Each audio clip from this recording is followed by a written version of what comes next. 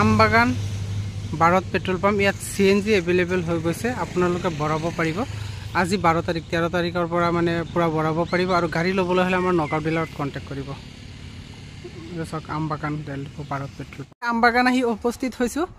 আৰু আমবাগান যেটো তেল ডিপো আছে ইয়াত CNG বহুৱা হৈছে বলক দাদাৰ লগত কথা পাতো দাদা আপোনালোকে তো এটো বহালে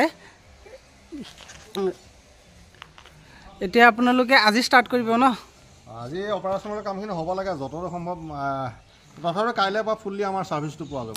আজি 12 তাৰিখ আৰু 13 তাৰিখৰ পৰা ফুললি সাৰ্ভিসটো পাই যাব ঠিক আছে ৰাইসকল যদি আপোনালোকে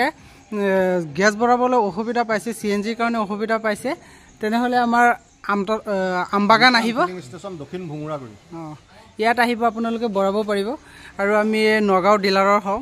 আপোনালোকে যদি CNG ল'ব বিচাৰে তেনেহলে আমাৰ নম্বৰত যোগাযোগ কৰিব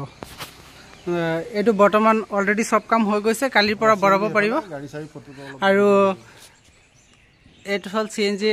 মেচিনটো আৰু ইফালে সব গাড়ী ৰেডি আছে CNG লৈ আহিলে আজি সন্ধিয়াৰ পৰা স্টাৰ্ট হ'ব নগাঁও খুটিকটিয়া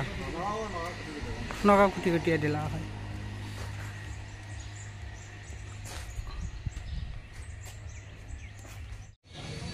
তো আমবাগান হয় ভাৰত পেট্ৰল পাম্প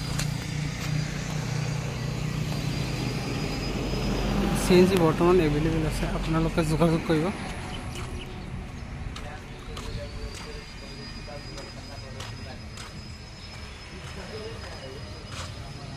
এটো CNG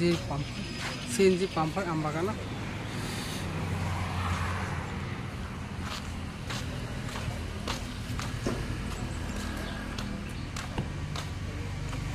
ইয়াত আপোনালোকে CNG ভৰাব পাৰিব আৰু গাড়ী আমাৰ নগাঁও খুটিকটিয়া বাজাজ শ্বৰুমত এভেইলেবল আছে আপোনালোকে ক্ৰয় কৰিব পাৰে আগতে অকল জামতলা আছিল বৰ্তমান আমবাগানত খোলা হৈছে 13 তাৰিখৰ পৰা স্টাৰ্ট হৈ যাব ভৰাব পাৰিব CNG গাড়ী আহিলে